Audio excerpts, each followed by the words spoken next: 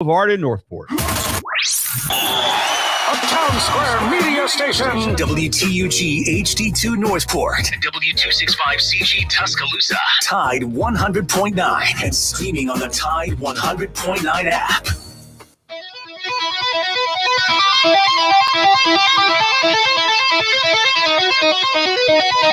Quarterback back at the 5. Steps up. Gets drilled. Yes, sir. He gets mashed. And that is going to be the ball game. 6, 5, 4, 3. They can't snap it. They can't stop it. They can't win it. Alabama wins the ball game. Darian Thomas, linebacker, Alabama. He was a nightmare for people that had to try to prepare for him because he had unique skills. Just go get the quarterback. I felt sorry for some of those poor tackles that came in and had to go against him because they didn't realize what they were getting themselves into. Hey, baby, let's go out there like a bunch of crazy dogs and have some fun.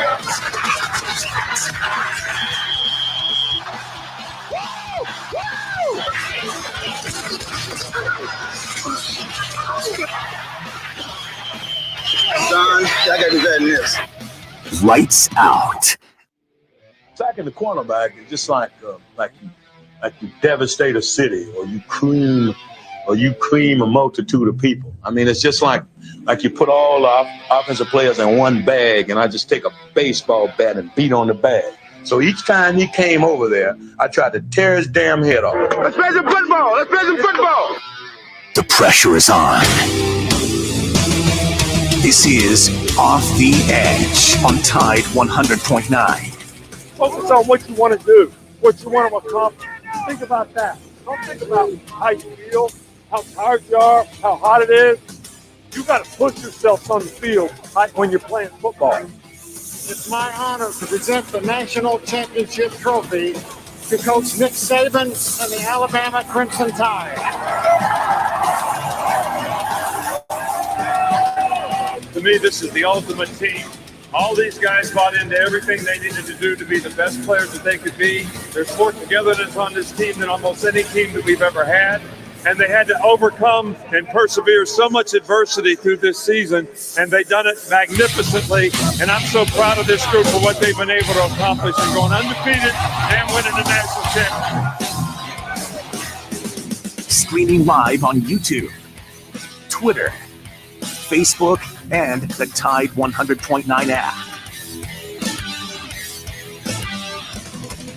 Here is your host of Off the Edge, Jacob Harrison.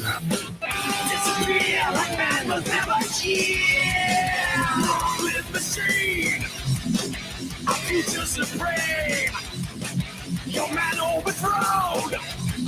Spit out the ball.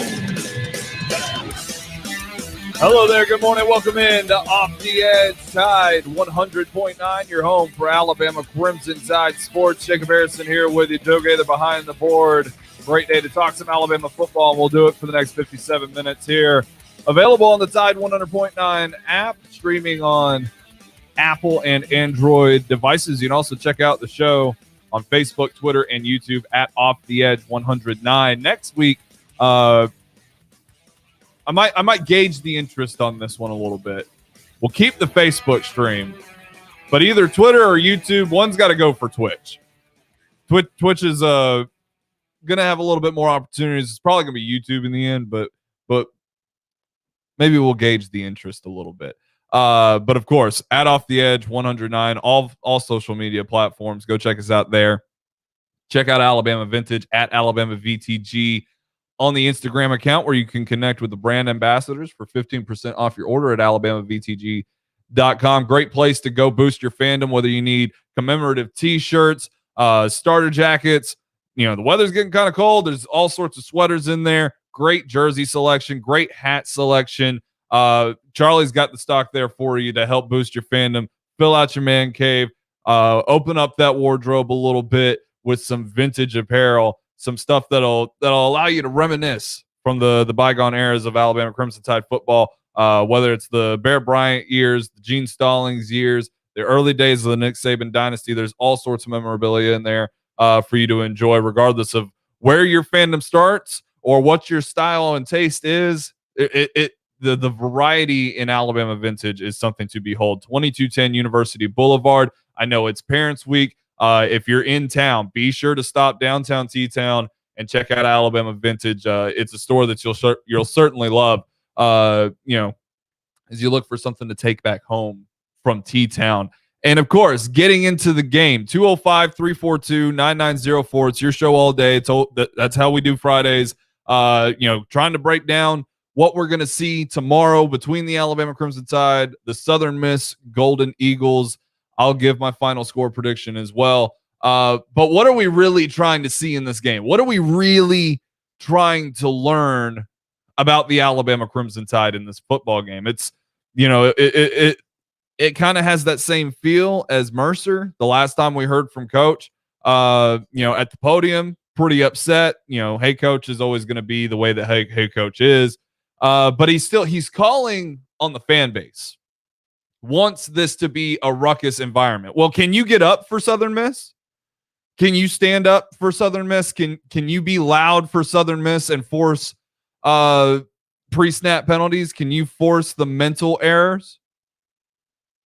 Mason Woods, who produces the Gary Harris Show, let me in on a little secret. I don't know if Gary used it on his show. If not, it is what it is. 0 false starts for LSU, for Georgia, and for Auburn. The past 3 really big home games for the Alabama Crimson Tide. Now, caveat being Georgia and Auburn, those were during the pandemic, but let's not pretend that Bryant-Denny Stadium was empty. It wasn't. It was accommodating. There were enough people in there to force some sort of error. I've been in Veterans Memorial Stadium at Larry Blakeney Field in Troy, Alabama. I've heard that place get loud enough to cause some false starts against the UAB Blazers and the Arkansas State Razorbacks. I've seen it. I've seen that with my own eyes. It does attribute. Now, I know we're talking about some of the better football teams in the country, but look at what Alabama dealt with last week in Florida.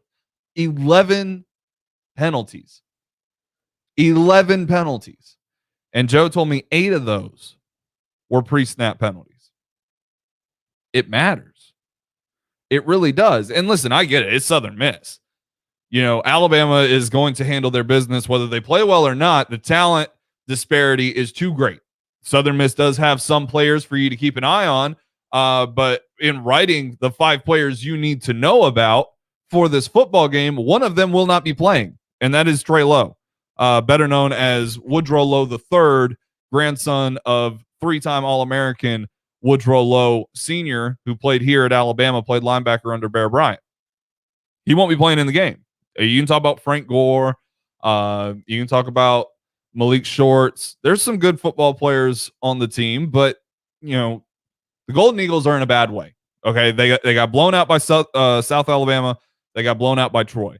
And while I have great respect for both of those programs, having grown up near South Alabama and gone to Troy, I have great respect for both of those programs, but neither of those programs are really built to blow anybody out that are relative to their level, and Southern Miss is relative to their level, being a lower level team in Conference USA. So how do you get up for Southern Miss? Well, I'm not so sure that you can, but it can still set a nasty precedent. And when you look around a lot of places in college football, they get up enough to just make sure that the game does not get out of hand. And that's quality enough, right? It's going to be hard to stay for 60 minutes, staying loud for a game that's not engaging. I understand that. Nick Saban would understand that. But the effort still kind of does need to be there. And look at it this way, and you can kind of compare it a little bit to Will Anderson. We're all going to have eyes on this defense, okay? We're all going to be watching this defense just to make sure that there are no more slip-ups, that we don't have linebackers running backwards on running plays, that we have linebackers that are willing to take on contact, shed blocks, and make tackles, that we have safeties that are able to read the lane correctly and go in and make a play, that we have cornerbacks that won't cause unnecessary defensive pass interference calls, that we have defensive linemen who will get penetration and split double team blocks. All that's expected against Southern Miss, though. But what's not expected is something that Will Anderson did last week in the Swamp, and then how Nick Saban talked about that performance. Let's hear what Nick Saban had to say about Will Anderson. And I mentioned it. This is very rare, very out of character for Nick Saban to talk about a player like this, and it almost makes me a little bit uncomfortable, but it's a message that has to be sent home. And if it can apply to Will Anderson, then it could possibly apply to the rest of us in a way that Nick Saban has kind of talked about. Here's Nick Saban talking about his best player on his football team. Well, Will played well for us last year as a freshman. He's played really well for us this year. I think he showed a warrior mentality, playing in the last game, playing as well as he did when he wasn't 100%. I think a lot of college players, they think just the opposite of pro players. Pro players think, I'm going to play no matter what, all right, because I'm getting paid to do a job and I don't want anybody else to take my job. All right. But college players seem to think I got to be 100% to play. And you have an opportunity when you're not 100%, to show that you're a warrior, that you can go out there and play, be player of the week. When you weren't 100%, and he wasn't 100%, he didn't practice all week, and he got tired in the game. He did practice some, but he didn't practice like he always does. And he got tired in the game, and he persevered. So he showed a warrior mentality that creates tremendous value to me, for any player who can do that. And he did it. So I don't see him being a work in progress at all. I see him being one of the guys on our team that, plays to the standard that we want guys to play to. And he does it all the time, and he does it on a consistent basis. And he sets a great example for every other player who wants to be successful. Why don't they play like that? Why don't they do that? I think, he's got some leadership qualities that are going to grow and develop as we go through this season and in the future. I'm really big into like Viking culture. I dig the aesthetic, the myths and whatnot. What Viking warriors don't care about? The opposition. There is no task too great, and there is no plunder too small to make an effort towards, right? Whether we're going up against a bunch of runts that can't handle us, we're going to impose our will. And if the odds are stacked against us, we're going to go into battle and we're going to win. Or we're all going to die trying valiantly, right? Will Anderson displays this warrior mentality where it doesn't matter if we're in the swamp and it's a gazillion decibels in there and it's hot and it's muggy and my knee's hyperextended and I'm not getting the pass rush that I really want. It doesn't matter to Will Anderson.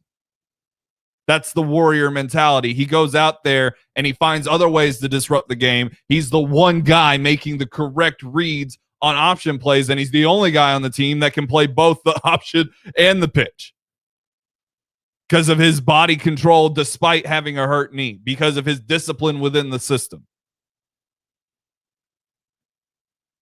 And Saban says, why don't other players behave like he does? Why don't other players play like he does? That's not something that Nick Saban really ever says, right? Usually it's a mountain of positivity. If there's something negative to be said about a player, he usually finds a way to sugarcoat it in public so as to not demean players or do any of that. But I think Saban's probably at his breaking point with the behavior and the attitude of this team, especially in relation to who the competition is. If you've got to raid a small village just to get through the night, then go burn it down and go get what you need. The warrior mentality. Do what you've got to do to be successful. Do what you've got to do to survive the college football season. If you got to absolutely humiliate Southern Miss to show your execution, then do it. If you've got to do that against Mercer, then do it. And if you've got to punch up, or if you've got to really fight the big bear or the big gator in the swamp, then give it your all. Don't and know your tactics and know the weaknesses of the other team and exploit them. That's what Nick Saban wants. Well, what's one of our biggest weaknesses? Teams come into this stadium and they're in awe of it, but they're not in fear of it. They don't see a Great Wall. They don't see they don't see a Coliseum where gladiators take battle. They see a monument to success. It's not imposing. It's not terrifying. It does get loud in there. It does. And I didn't get to go to any football games last year, but I know that it wasn't as loud as it could be because of the pandemic. But the year before that, 2019, I went to Arkansas. Wasn't particularly loud. Went to a handful of other games. Last time I remember Bryant-Denny Stadium being anywhere near as loud as the Swamp is when Mac Wilson picked off Kellen Mond against Texas A&M in 2018. It was the first SEC game of the year. It was in Bryant-Denny Stadium, and that place was electric. I said, wow, this is SEC football. This is why you've got to buckle up. This is why you've got to be the best of the best to play here, because this is intense. This is 40 times greater than anything I've seen in the Sun Belt, and it all makes sense now. But now we've gotten to this point as fans, as analysts, as radio hosts, as beat writers, as players and as coaches, where we've come to expect perfection from this football team, but we don't necessarily execute that. We expect it from them so that we can be comfortable and we can move on with our day. We can enjoy a nice 4 quarters of football where our guys do exactly what they're supposed to do, and we're comfortable. We're happy. We can go get our Hurricanes and Yellowhammers and whatever after the game and just chill out. No big deal, no big sweat. And yeah, that's Southern Miss. That's exactly what's going to happen with Southern Miss. My score prediction will not have the Golden Eagles scoring a point. But that doesn't mean you don't get up for the game. That doesn't mean that you don't go do what you can as a part of the program and as a part of the fan base to get up, be loud for as long as it takes to ensure victory, and practice on that, because next week Ole Miss is coming to town. And next week Ole Miss brings an offense that, if it plays perfectly, can beat this football team. Can, would, and should beat this football team if there's no noise, if there's no disrupting what their offense is capable of. Because newsflash, Alabama's offense didn't play bad against Florida. It was disrupted by a good defense and an incredible environment that continuously pushed them backwards. Alabama would pick up 5 on first down, second down, false start. Now it's 2nd and 10, and now you can't move the ball anymore. That's what penalties do. They disrupt and kill drives. How's about helping out on the same side of that? That's all Nick Saban's asking for. I mean, I can't contribute. And I understand the blink of hypocrisy that stands in that. I watch the game. I have to watch the game in silence. But that's what Nick Saban wants out of this. Because when we talk about some of the harshest environments to play in college football, Bryant-Denny Stadium is not one that tops a lot of lists nationally. And I agree. Bump what national analysts say. They don't understand everything. They get blanket statements, and only whatever is prominent and on television do they get to see and understand. I can't tell you how many times in the past month I've heard Stephen A. Smith say, well, I didn't see it, and he's the highest paid guy at ESPN. So I get it. I understand. But perception can often be reality too. And we all know it. We all see it. We all know that the student section gets up, but when the game's over, they go home. And we all know that a certain side of the stadium sits and calmly watches the football game. And then a lot of our tourists are some of the louder folks in the game because this is their opportunity to come see the Crimson Tide. 110,000 people should shut out 70,000 people every day of the week because the Swamp wasn't full. This isn't looking ahead to Ole Miss. This is practicing for Ole Miss. Alabama's got to practice every single day, and Nick Saban gets super fired up when Southern Miss is at the end of the week and we're not practicing as if we're going to play Ohio State. And we're not practicing as if we're going to play Ole Miss, or we're not practicing as if we're going to play Georgia. We're practicing as if we're going to play Southern Miss, and all we got to do is line up, get off the bus, put the jersey on. They'll be scared in submission. Let 60 minutes go by. We'll walk out with a 40-7 win. And if we didn't play well, we didn't play well. Southern Miss, we didn't have to. That's not the mentality we're looking for. We're looking for Will Anderson's mentality, the warrior mentality. Whether the foe is small or the foe is great, we reign victorious and we kick ass. That's what Nick Saban wants. That's what I want. If this team evolves into that, though, what an evolution. And would that team not be one of the greatest of all time, too? To come in with so many questions and to be criticized to the manner that it has been, and then to get to the promised land and win the whole thing in a year where really the balance in power in college football has kind of evened out a little bit. That's pretty exciting to me.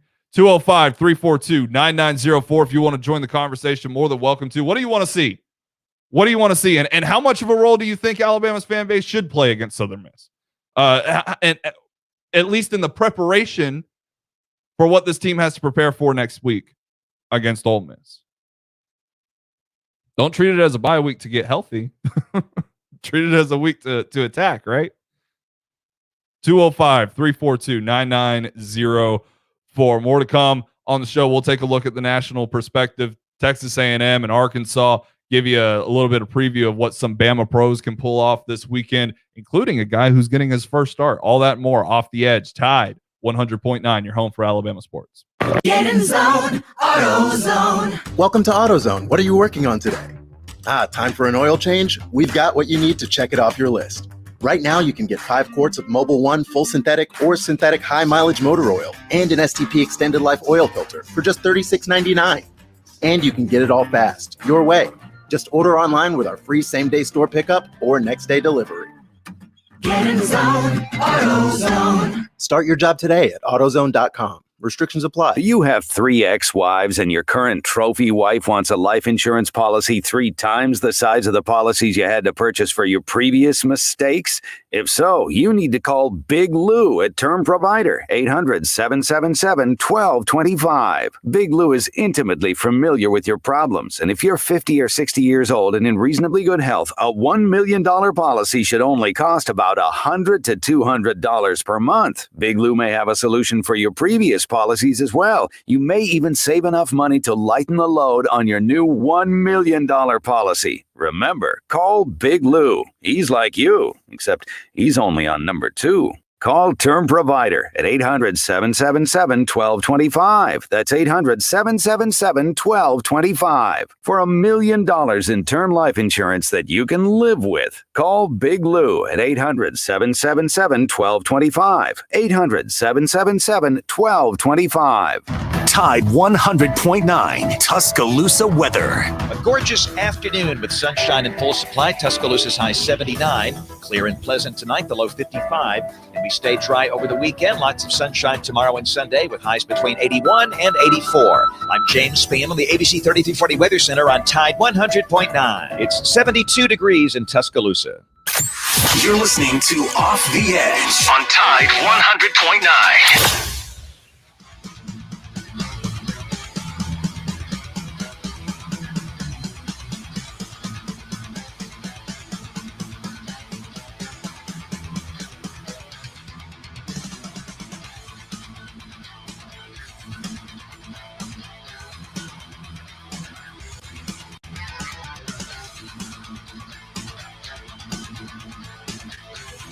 Good day for college football fans. Tomorrow, you'll get game day. It's going to be in Chicago, Illinois, as Notre Dame and Wisconsin will do battle.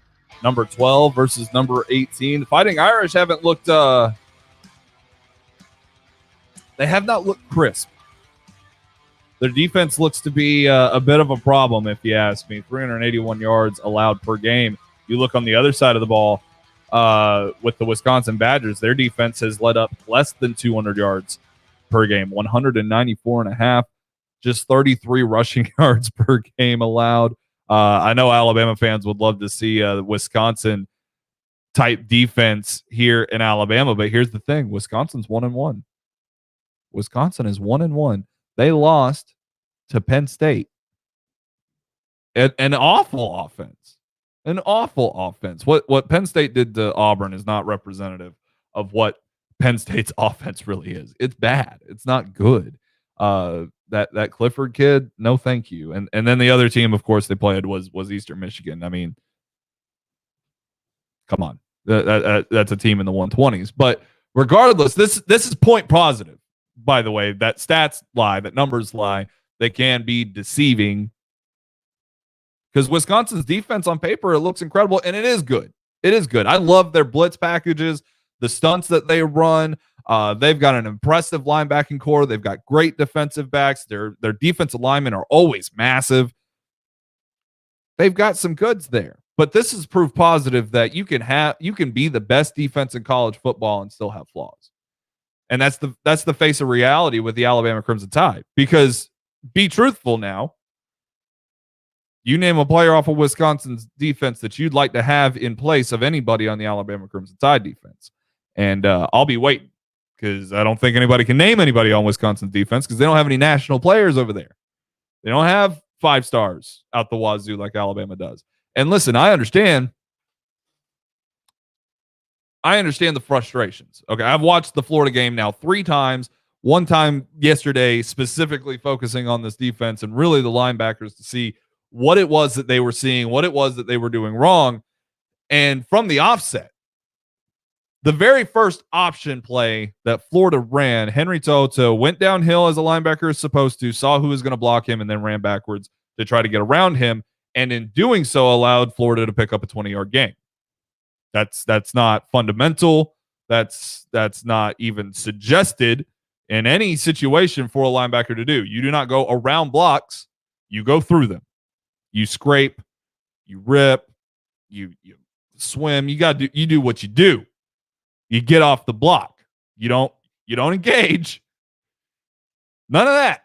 Get off the block. Go through it. And Christian Harris, take better angles. Take better pursuit angles, right? But that was the play that let Florida know, oh, we can run the option all day. And that's what they did. And it allowed them to double team the interior defensive linemen more often than not, cut block those that they couldn't, and just bank on the fact that the linebackers the off-ball linebackers weren't going to make the right play, weren't going to make the right read. And every now and then, Drew Sanders made the wrong read too. Will Anderson never did. Will Anderson never did. He was spot on the entire game. And I don't know how you get to that point, because the previous week you prepared all week for the option. And you know the discipline that comes with it. The big touchdown to Malik Willis. Jordan Battle walks down into the box, and Henry Toto is standing next to Jordan Battle, and it looks like Battle points at him to tell him, hey, I've got the quarterback, I've got Emery to the outside, you take the running back. I don't know if that's what was said. Who knows? Only Jordan Battle, I guess, because it was so loud in there. But Toto and Battle read the same guy. They both read the quarterback. They both end up outside the tackle box. Malik Davis just scoots right up the middle for a touchdown. And nobody else was supposed to be in that case. Other times you see Christian Harris playing man coverage. Toto tries to pass off a guy that's going to go into Harris's zone. Harris is in man coverage. He's not in his zone. What are you supposed to do? That being said, though, are those two linebackers not incredible in their own way? Do they have flaws? Yes, every player has flaws. These were the flaws for those two specific players in this football game. Did we see those kind of flaws against Mercer? No. Did we see those kind of flaws against Miami? No. Is it something that teams are going to look to exploit? Yes. And that means that it's up to Pete Golding. It is up to Nick Saban. It is up to the defensive coaches to correct this in film study, to be like, hey, bro, don't avoid blocks. Go through them. Don't run backwards on run plays. Continue to pursue. Take good pursuit angles. Work on those sorts of things, right? And what do we know that Coach Saban will do? Exactly that. Now, whether or not it gets through, who knows? But that's why you've got incredible depth on this team. And that's why I asked Joey Blackwell yesterday, when do you start to look at going to some of your reserves? When do you start putting Jalen Moody in on rundowns? Because you know he can get off of blocks, and you know that he can tackle efficiently and take good pursuit angles. You know that he's not fast. You know that he's not good in coverage. But if you've got 11 guys that aren't getting the job done when they're on the field every single down, but you've got 11 other guys behind them that are ripping and rolling and ready to go, substitute, right? It's an option. It's certainly an option. Hell, let's throw Lawson out there.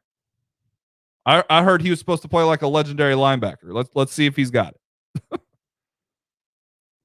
The reason that these guys aren't getting taken off is because we're so early in the season, and through training camp, you see the gaps in the athleticism and in the talent and who's taking on leadership roles. But then as you get into the season, you start to see what the real makeup of guys is.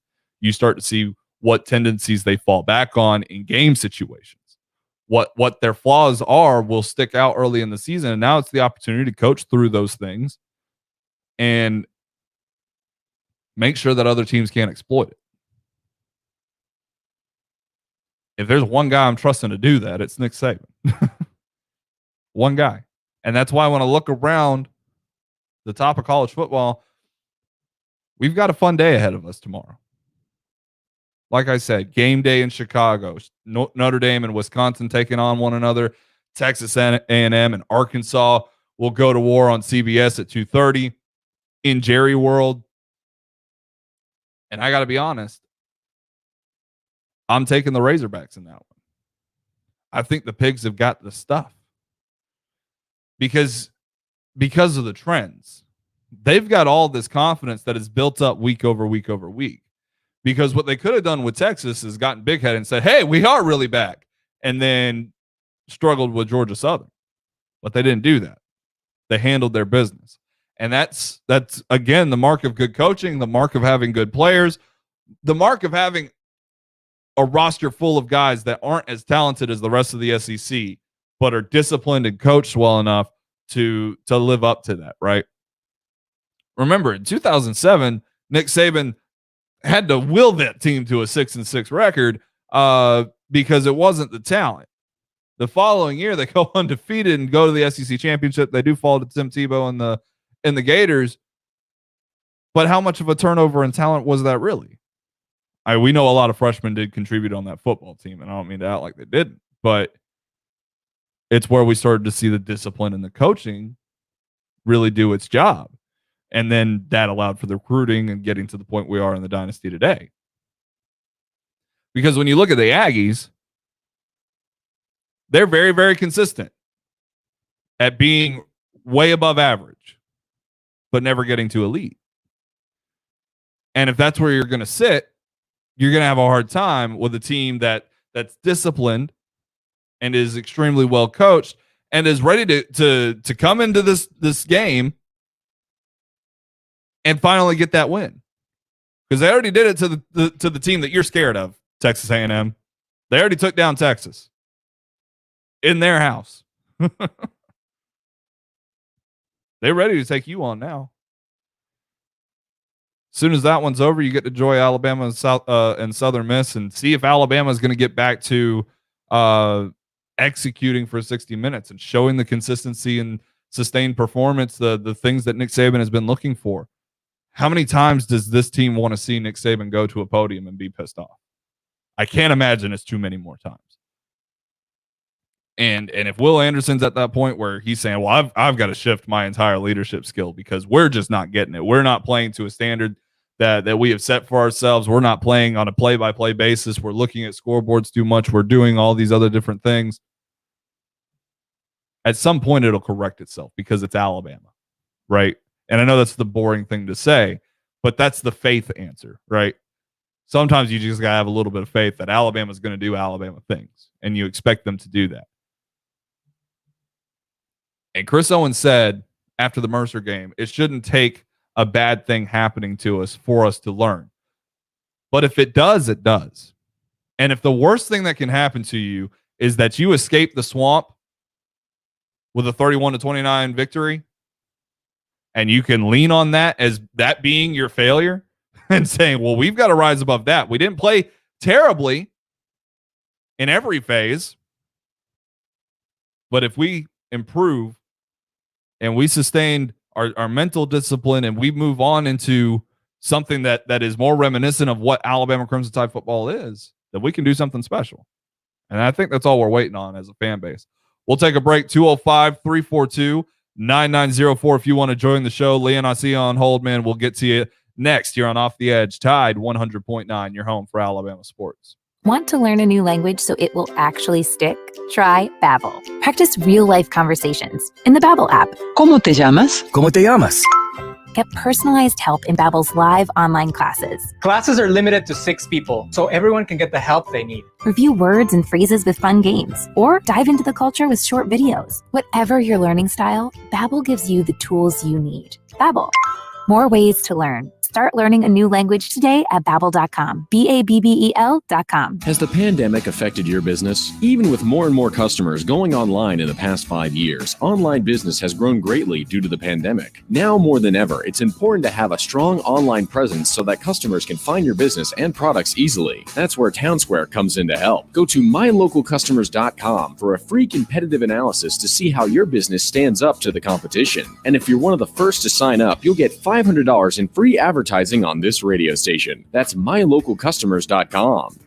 Are you drowning in IRS tax debt? I owe the IRS $37,000. Get ready for a toll-free hotline. Take advantage of new IRS tax forgiveness programs that may protect you from IRS collection agencies. They have the power to garnish your wages, put liens on your property, and levy your bank account. Civic Tax Relief can help protect you from the IRS. Civic Tax Relief basically represented me against the IRS, and by the time everything was completed, I didn't owe the IRS anything. Find out about the Fresh Start program that is now available through Civic Tax Relief. Civic Tax Relief's special tax hotline can help you discover all the relief programs available for free. I would recommend anyone who has a tax problem to contact Civic Tax Relief.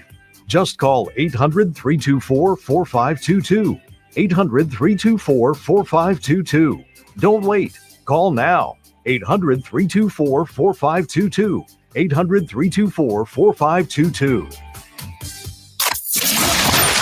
We aren't going anywhere. Off the Edge is available in the podcast center on Tide100.9.com.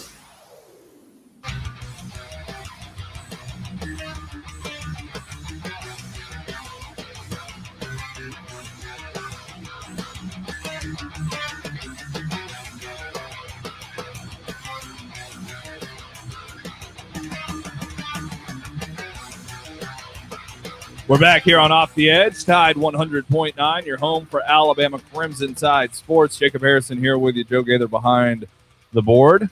What do you want to see out of Alabama and Southern Miss? You can call in 205-342-9904. Check out the streams at Off the Edge 109, Facebook, Twitter, and YouTube as well. We'll probably start streaming on Twitch next week. Might have to ditch maybe YouTube, but we'll see how it goes. What the best options are to make sure that we can get you the most content. That's what I want to do is have enough small content for you to enjoy on YouTube and those sorts of things. So we'll make the necessary adjustments and improve, as my coach Mike Tomlin would like to say. Let's jump out to the hotline. Welcome in Leon. Leon, what's going on, man? Hey Jacob, how's it going, man? Going pretty good. What's on your mind? Hey, you kind of touched on it right after I put the call in, but I was going to say this right here. You know, we spent a whole week criticizing Alabama for their play at Florida. And here we is almost upon another game, a little bit over 24 hours. Now, like I said, you almost touched on it, but here's what I hadn't heard all week long. Is nobody saying this right here. Alabama played his worst football game on the road in one of the toughest environments in the country and won. I ain't heard that yet. You sort of like touched on a few minutes ago. But, okay, to me, that's worth something. Now, I know about the poor linebacker play, the poor defensive line play and all that. And like you said, we're Alabama, and we'll fix things, You got to fix it. But at some point, we got to quit. When I say we, but I'm talking about the Alabama fan base. Period. Mm-hmm. We're far more critical than we are, applauding and giving credit. We're not entitled to all these big old things we've been pulling off. Now, I remember 3-8 and all that kind of stuff there. Hey, man, we're doing some incredible things, even when we don't play real good. We're doing some incredible things, man. And I've been an Alabama fan for 60 years, so that's why I'm able to say it like I'm saying it. Man, we are really, really rolling. I promise you we are. Never mind overanalyzing one tough win. I could not agree with you more, Leon. And Yeah, I'm we are critical. rolling, man. I'm very critical, but when I'm criticizing, it's with I always want to present a solution, right? I don't want to just be a jerk. Right, right. But at the same time, something that I've called back to a few times since I saw it on Twitter was a few years ago, Nick Saban saying never lose respect for winning. And that's where we're at right now. And that's where we are. We don't even respect winning. Exactly. Unless it's by 1,000 points. And like, I understand the want and the joy that comes with, even though it's a little oxymoronic, with joyless murder ball, with going out and just hammering absolutely everybody, even the top teams. Right. But the other team's allowed to try. And Florida tried real damn hard. And they almost pulled off what would have been a monumental upset with everything going their way. The weather went their way, the crowd noise went their way, the penalties went their way, and they still couldn't get it done because Alabama still made enough plays. And that's why Nick Saban wasn't mad after the game. He was mad after practice the other day, right? Saturday he was cool. Monday he was cool. Wednesday he was mad. Like that kind of lets you know that there's an attitude problem within the team. But these kinds of things, everything we've seen that's been a problem with Alabama is something that's correctable. So when we're criticizing, let's present opportunities to get over those things and still continue to respect the fact that this team is 3-0. The quarterback's thrown 10 touchdowns and no interceptions. The only fumble was not recovered by the defense. The defense has played pretty remarkable, all things considered, even when Florida decided to throw something at them that they weren't necessarily prepared for. All right. And Jacob, as a whole, when you just look over the last 15 years, the things that we have been doing, which I kind of understand a fan base with a lack of knowledge that, being spoiled, but the things we've been doing, come on, man, man, it's like a fantasy, a dream world. That don't happen for real. Think about it.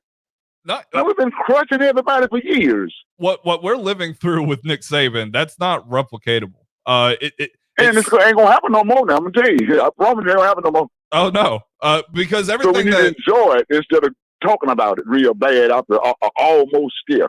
I had a guy at work tell me this. He said, "Man, Florida almost won," and I told him, I said, "I'm gonna tell you just like I tell my grandkids. You can't almost win a game in which you never had a lead. There you go. You can't do that. How you almost win, but you never had a lead? And even if they scored on their last play, they still wouldn't have had a lead. That would have tied. Right. So the 2-point conversion. They didn't almost win. Yeah. No, I agree. But Jacob, I just want to say this type of stuff because I'm a proud Alabama fan who, even if they play their worst, if they happen to play their worst and lose, I still say roll tide because, hey, man, it ain't very often that we lose. It ain't very often that we play our worst. Sometimes, so we're talking about the human element now. Sometimes it's not going to go like it ought to go because people are people and they do just what people does, And those guys in the crimson and white, they're human beings first, then they're football players. And they're young human beings at that. Oh, yeah, they were young human beings. Babies up under me. But I find myself, I'm only 27, but I find myself calling football players and student athletes kids a lot. I mean, they're young, but they're also adults. So you have to understand that they're growing as human beings while also growing as athletes. They've got to be able to juggle school and this monumental pressure, and they've got to execute it at the highest level because they're put under the most scrutiny, not only by their fan base, but by their coaches to be successful, but they're given every opportunity in the world to grow. That's Right. why every Well, single the key- year we go in and the offensive line doesn't perform exactly how we'd like to, but by the end of the year, it's up for a Joe Moore award. Or the defense struggles in one area, but by the end of the year, they've got it all together. A lot of folks seem to Right. remember last year's game against Ole Miss where that defense played abysmal. They didn't Right. tackle well. They didn't cover well. They didn't read well. They didn't do anything well. And then for the rest of the season, that just wasn't the case because they grew as players Right. and as people. And the key word is growing. And let me say something about, I've been hearing people looking past Southern Miss and talking about the Ole Miss game this year coming up. And everybody just seems to think it's just because of what happened in Oxford last. This game has nothing to do with that game, and it may not go nowhere near the way it went that time. Yep. You know? But I've been hearing so many experts, especially on these radio talk programs, not the hosts, but the people calling in, like myself. I've been hearing so many experts talking about what Ole Miss is going to do based on what happened last year and based on what Ole Miss has done against Louisville and all this. Come on, man. Let's be for real, man. Alabama and Ole Miss. Now, we're talking about Alabama and Ole Miss. Now, if you want to talk tradition, don't talk recent tradition. Let's talk the whole thing. Huh? Leon, Tradition is a mismatch. I love it, Leon, man. I love your passion. I love the way you look at the game, man. Call back anytime. We got to run to break. Okay. Well, you just wait next week and you see Alabama knock Ole Miss out. Roll Tide. I'm sorry, Tony. I already lost Leon. I didn't notice that. We'll take a break though, and Tony, we'll get back with you on the other side, man. Look forward to chatting it up with Tony. I haven't heard from him in a minute. Wonder if Tony's going to be a little bit more critical, or maybe lean on Leon's side a little bit, and be more appreciative, and have some respect for winning. I think I know which way Tony will go, but we'll see next. You're on Off the Edge. Tide 100.9, your home for Alabama sports. From the Town Square Media News Center, a report of an underground fire in downtown Tuscaloosa has knocked out power to an area on 6th Street and on Greensboro Avenue. Authorities say the area will be without power for the rest of the day. Stay alert, stay tuned. We'll keep you informed. I'm Captain Ray. The moment you fire up a Gator UTV, the engine has your full attention. The completed job is on the horizon, and the trail meets its match. Just like that, you made short work of a long to-do list. Run with us on a John Deere Gator UTV. With effortless four-wheel drive at the flip of the switch and our smoothest shifting transmission yet. Nothing runs like a Deere. Search John Deere Gator for more. Diabetes, high blood pressure, anxiety meds, everyone's on them. If you're a 50-year-old male, maybe a bit porky, and you may even have type 2 diabetes, $1 million of term insurance may only cost you about $200 a month. Call Term Provider. Speak with Big Lou at 800-777-1225. Big Lou will find a term life policy for you even if you have type 2 diabetes, are overweight, or have high blood pressure. Term Provider has helped thousands of people like you who think they can't afford term life insurance. To buy $1 million of affordable term life for you, all you need to do is call Big Lou at 800-777-1225. Lou will make sure the scales are tipped in your favor. Call 800-777-1225. Big Lou will answer your call and work to fit you into a term life policy that you can afford. Remember, Big Lou's like you. He's on meds too. Call 800-777-1225. 800-777-1225. Tide 100.9 Tuscaloosa weather.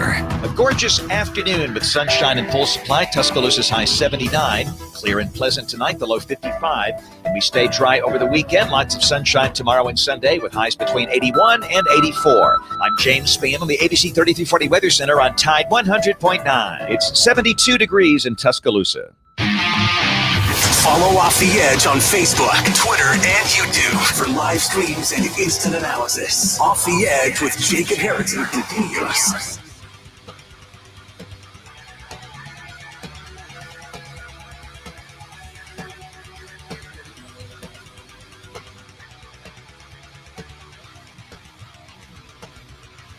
Going to close it down here on Off the Edge. I got to tell you one thing. I know we lost Christopher Allen for the entire season with the foot injury, but for the most part, this Alabama team did pretty healthy. They just flashed a graphic on ESPN for my Steelers.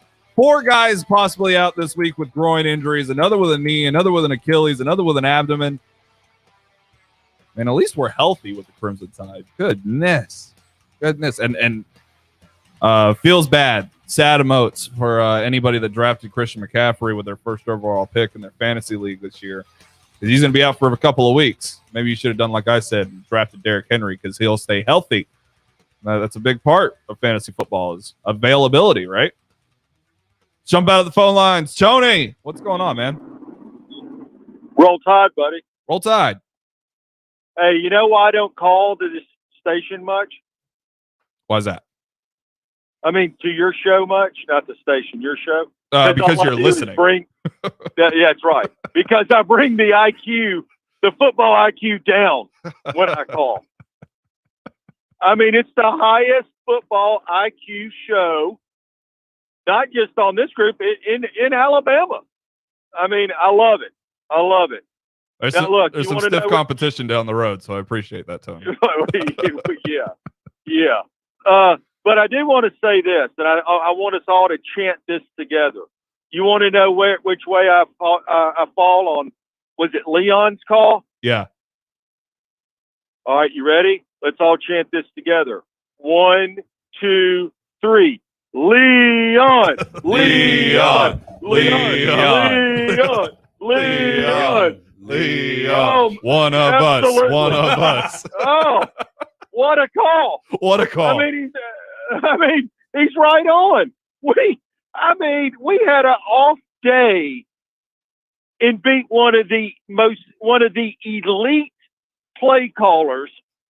And really, when you talk about scheming up, planning for a defense, which is what they did the entire offseason in their first 2 games, they put it all on the line for the Alabama game. You agree with that?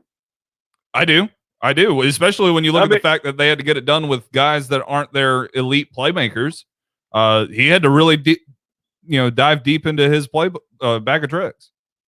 I mean, you realize he worked the tight end like a champion against us, and they had not thrown one pass to a tight end the entire year. That does not shock me at all. Not at all.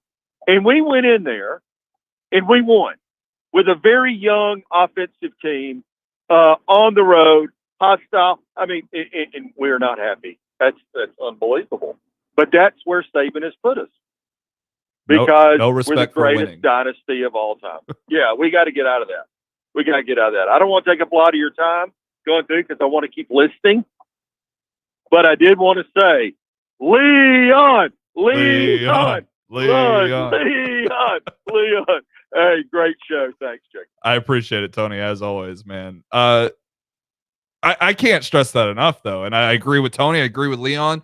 And you're not going to find many folks more critical than me, but we've got to come at it with solutions and not just crying, but find the positives too. And I've always said that too when it comes to analyzing players in the NFL draft. Like when we went back and Mac Jones is, he's got a noodle arm. He's got a noodle arm.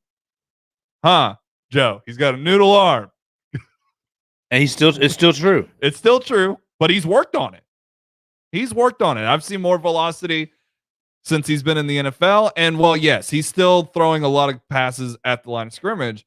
He's still doing what's necessary for his team to be successful. And at the end of the day, that's what you need.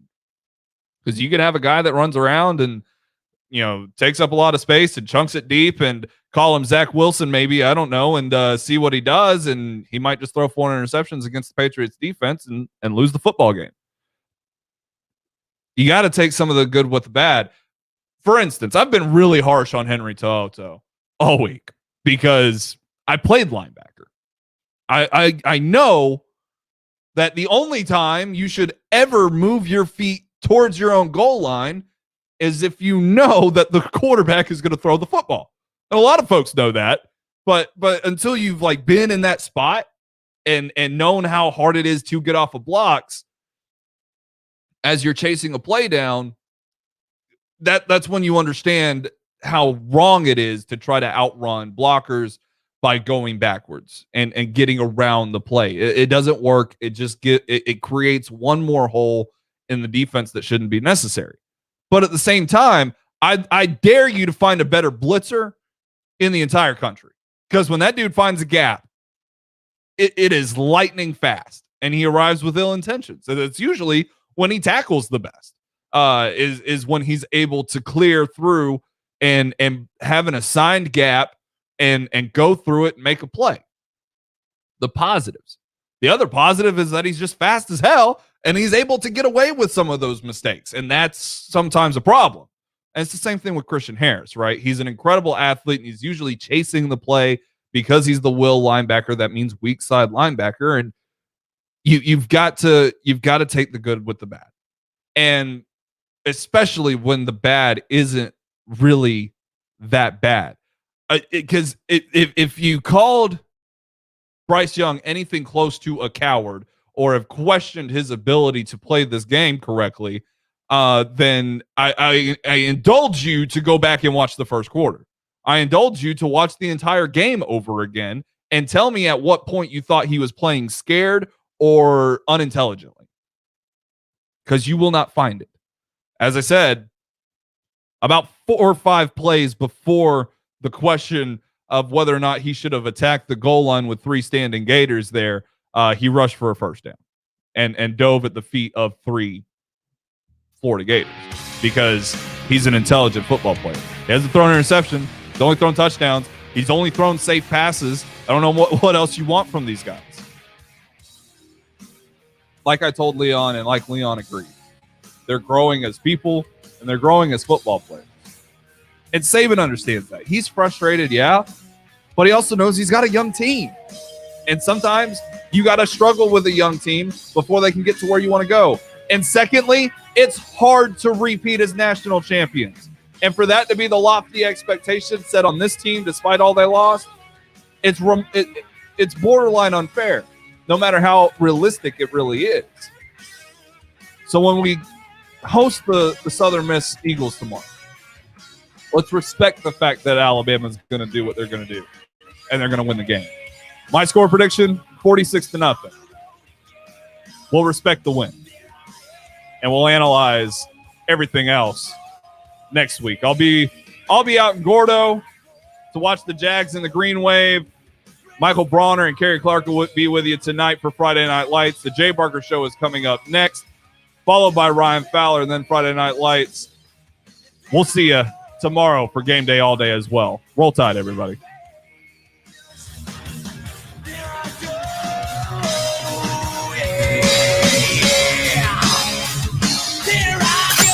Thank you for listening to Off the